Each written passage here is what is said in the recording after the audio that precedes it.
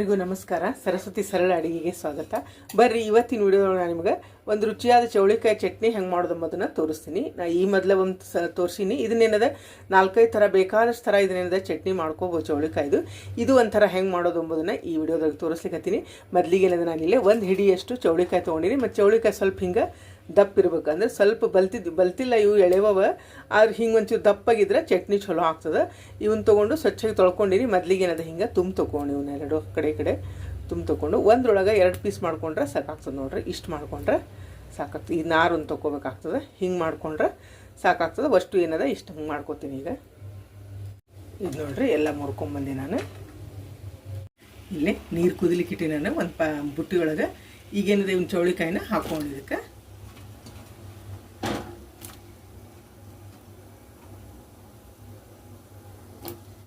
ಇಲ್ಲನ 6 ಹಸಿಮೆಣ್ಸಿನ್ಕಾಯಿ ತೊಗೊಂಡಿನಿ. ಇವನು ತೊಳ್ಕೊಂಬಂದಿನಿ. ಈಗ ಇದಕ್ಕೆ ಹಾಕೋಣ.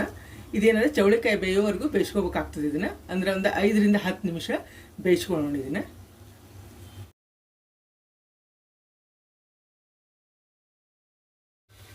ಇಲ್ಲಿ ನೋಡ್ರಿ, ಒಂದು 5-10 ನಿಮಿಷ ಆಗ್ಯದ. ಮತ್ತು ಇವು ಬೆಂದಾವ. ಇಷ್ಟು ಬೆಂದ್ರೆ ಸಾಕಾಗ್ತದೆ. ಈಗೇನದ ಗ್ಯಾಸ್ ಆಫ್ ಮಾಡ್ಕೊಳ್ಳೋಣ. ಇಲ್ಲಿ ನೋಡ್ರಿ, ನಾನೇನದ ಚೌಳಿಕಾಯಿ ಬೇಯಿಸ್ಕೊಂಡಿದ್ನಲ್ಲ, ಅದನ್ನೀಗ ಒಂದು ಬುಟ್ಟಿಗೆ ಬಸಿ ಹಾಕ್ಕೊಂಡಿನಿ, ಅಂದ್ರೆ ನೀರೆಲ್ಲ ಹೋಗೋಂಗೆ. ಮತ್ತೀಗ ಅದ ಬಾಣಲೆ ಇಟ್ಟಿನಿ. ಈಗ ಅದಕ್ಕೇನದ ನಾನು 1ರಿಂದ 2 ಚಮಚದಷ್ಟು ಎಣ್ಣೆ ಹಾಕ್ಕೊಳಿಕತ್ತೀನಿ. ಇಲ್ಲಿ ನೋಡ್ರಿ, ನಾನು 2 ಟೊಮೆಟೊ ಕಾಯಿ ತೊಗೊಂಡಿನಿ. ಕಾಯಿ ಇದ್ರೆ ಚಲೋ ಆಗ್ತದೆ. ಈ ಕಾಯಿನೇನದ ತೆಳ್ಳಗೆ ಹೆಚ್ಕೊಂಡಿನಿ. ಈಗ ಇದನ್ನ ಎಣ್ಣೆಯೊಳಗೆ ಹಾಕೋಣಂತ. ಇಲ್ಲೇ ಹಾಕ್ತೀನಿ. ಏನಂದ್ರೆ ಕೈ ಹಾಕೋಣ.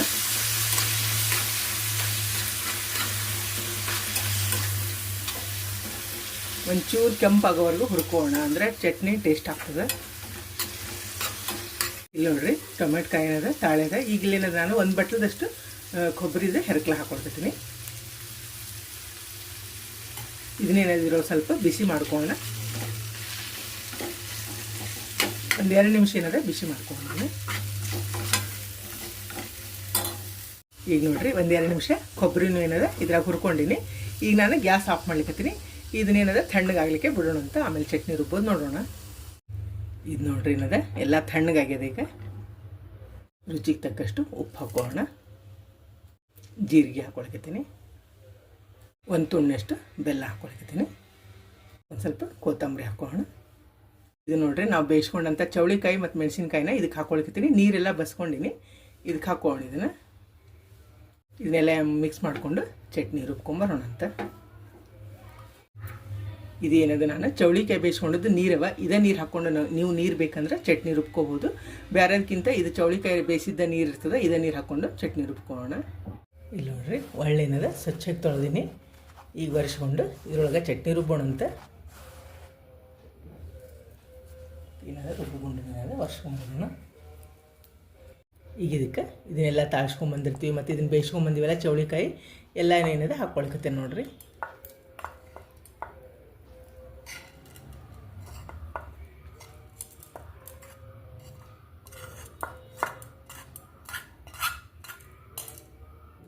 ಇದು ನೋಡ್ರಿ, ರುಬ್ಕೋಣ. ನಾವು ಬೇಯಿಸಿದ ನೀರು ಅಂತ ಹೇಳಿದ್ನಲ್ಲ, ಸ್ವಲ್ಪ ಹಾಕ್ಕೊಂಡು ಭಾಳ ನೀರು ಮಾಡ್ಕೋಬಾರ್ದು. ಮತ್ತು ಒಂಚೂರು ಉರುಟಾಗಿ ರುಬ್ಬಿದ್ರೂ ಚಟ್ನಿ ಟೇಸ್ಟ್ ಆಗ್ತದೆ. ಈಗ ಇದನ್ನೇನಂದ್ರೆ ರುಬ್ಕೊಂಡಂತೆ. ನಿಮಗೆ ಬೇಕಂದ್ರೆ ಮಿಕ್ಸರ್ ಒಳಗೂ ಹಾಕ್ಕೊಳ್ರಿ. ಎಲ್ಲರ ಮನೆಯಾಗೂ ಒಳ್ಳಿರಂಗಿಲ್ಲ, ಮಿಕ್ಸರ್ ಹಾಕ್ಕೊಂಡ್ರೆ ರುಚಿ ಆಗ್ತದೆ. ಆದ್ರೆ ಒಳ್ಳಾಗಿಂದಂದ್ರೆ ಇನ್ನೂ ರುಚಿ ಆಗ್ತದೆ ನೋಡ್ರಿ. ಮತ್ತು ಜಲ್ದಿ ಕೆಡಂಗಿಲ್ಲ. ಇದು ನೀವು 2 ದಿವಸ ಇಟ್ಕೊಂಡಿದ್ದನ್ನ ಒಳ್ಳಾಗಿಂದ ಏನಂದ್ರೆ ತಿನ್ಬೋದು. ಚಟ್ನಿ ಹೊರಗೆ ಇಟ್ಕೊಂಡು 2 ದಿವಸ ಇಟ್ಕೊಂಡು ಆರಾಮ್ ತಿನ್ಬೋದು. ನೋಡ್ರಿ, ಚಟ್ನಿ ಸಣ್ಣ ಆಗ್ಲಿಕ್ಕತ್ತದೆ. ಮತ್ತು ಇದಕ್ಕೇನದ ನಾನು ನೀರು ಹಾಕಿಲ್ಲ, ಯಾಕಂದ್ರೆ ಟೊಮೆಟೊ ಕಾಯ್ದೊಳಗನ ಬೇಕಾದಷ್ಟು. ಮತ್ತು ಫ್ರೆಶ್ ಇದ್ದು ಅಂದ್ರೆ ಭಾಳ ನೀರೇ ಇರ್ತದೆ ನೋಡ್ರಿ. ಹಿಂಗಾಗಿ ಇದಕ್ಕೆ ನಾನೇನು ನೀರು ಹಾಕಿಲ್ಲ. ನಿಮಗೆ ಬೇಕಂದ್ರೆ ಸ್ವಲ್ಪ ಹಾಕ್ಕೊಂಡು ಅದು ಬೇಯಿಸಿದ ನೀರನ್ನು ಹಾಕ್ಕೊಂಡು ರುಬ್ಕೋಬೋದು. ನೀರು ಹಾಕ್ಲಾರ್ದನ್ನ ರುಬ್ಬಿದ್ರೂ ಭಾಳ ಟೇಸ್ಟ್ ಆಗ್ತದೆ. ಇದು ನೋಡ್ರಿ, ಸಣ್ಣ ಆಗ್ಲಿಕ್ಕೆ ಬಂತು. ಮತ್ತು ಈ ಸಣ್ಣ ಮಾಡ್ಕೊಳ್ಳೋದು ಬೇಡ, ಭಾಳ ಟೇಸ್ಟ್ ಆಗ್ತದೆ ಚಟ್ನಿ. ಇಷ್ಟು ಉರುಟಿದ್ರೆ ಸಾಕಾಗ್ತದೆ. ಇನ್ನೊಂದು 2 ನಿಮಿಷ ರುಬ್ಕೊಂಡು ತೊಗೊಂಡಿದ್ದನ್ನು.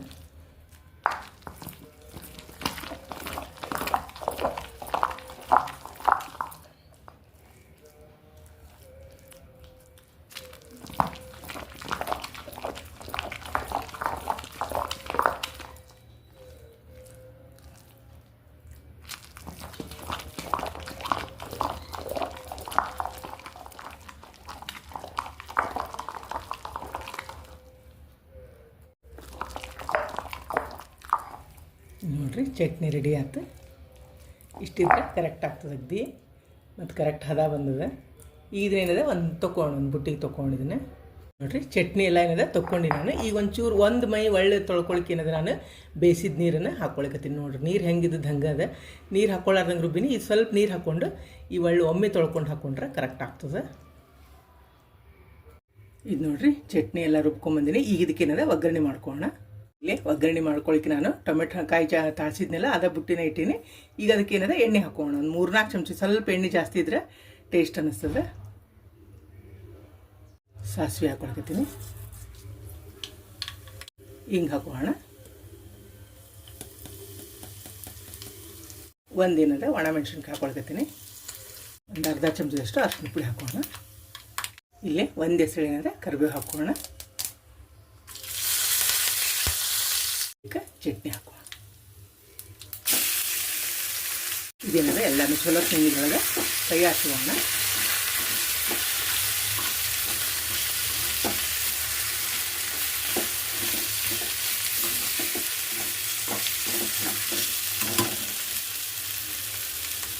ಇದು ನೋಡ್ರಿ ಒಳ್ಳೆ ತೊಳೆದದ್ದು ನೀರದ. ಇದು ನೀರೇನದ ಇದಕ್ಕೆ ಹಾಕೊಳಕತ್ತೀನಿ ನಾನು. ಇನ್ನೊಮ್ಮೆನದ ಕೈ ಹಾಕ್ಸ್ಕೋಣ ಎಲ್ಲಾನು. ಇಲ್ಲಿ ನೋಡ್ರಿ ಚಟ್ನಿ ಕುದಿಲಿಕ್ಕತ್ತಿದೆ. ಇಲ್ಲಾನು 1 ಚಮಚದಷ್ಟು ಹುರಿದ ಶೇಂಗಾ ಪುಡಿ, 1 ಚಮಚ ಗುರೆಳ್ಳು ಪುಡಿ ತೊಗೊಂಡಿನಿ. ಈಗ ಇದನ್ನ ಹಾಕ್ಕೊಂಡು ಇದಕ್ಕೆ ಒಂಚೂರು ಕೊತ್ತಂಬರಿ ಹಾಕೊಂಡ್ಮೇಲೆ ಇನ್ನೊಮ್ಮೆ ಕೈ ಹಾಕ್ಸ್ಕೊಂಡಿಲ್ಲಾನು.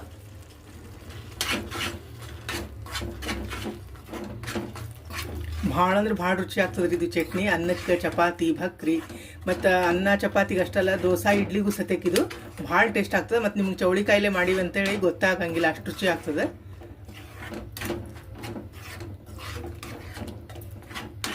ನೋಡ್ರಿ ಹಿಂಗೆ ಕುದಿಸ್ಕೊಂಡು ಇಟ್ಕೊಂಡ್ರೆ ನೀವು 2 ದಿವಸ ನೀವೇನಿದೆ ಈಗ ನೀರು ಹಾಕಿ ಅದೇ ನೀರು ಬೇಯಿಸಿದ ನೀರು ಹಾಕಿ ಅಂದರೆ ಒಳ್ಳೆ ತೊಳೆದಿರ್ತೀವಲ್ಲ ಆ ನೀರು ಹಾಕಿ ನೀವು ಮಿಕ್ಸರ್ನೊಳಗೆ ಹಾಕಿದ್ರೆ ಜಾರ್ ತೊಳೆದ ನೀರನ್ನು ಹಾಕ್ಕೋಬೋದು. ಮಿಕ್ಸರ್ ಒಳಗೂ ಮಾಡ್ಕೋಬೋದು.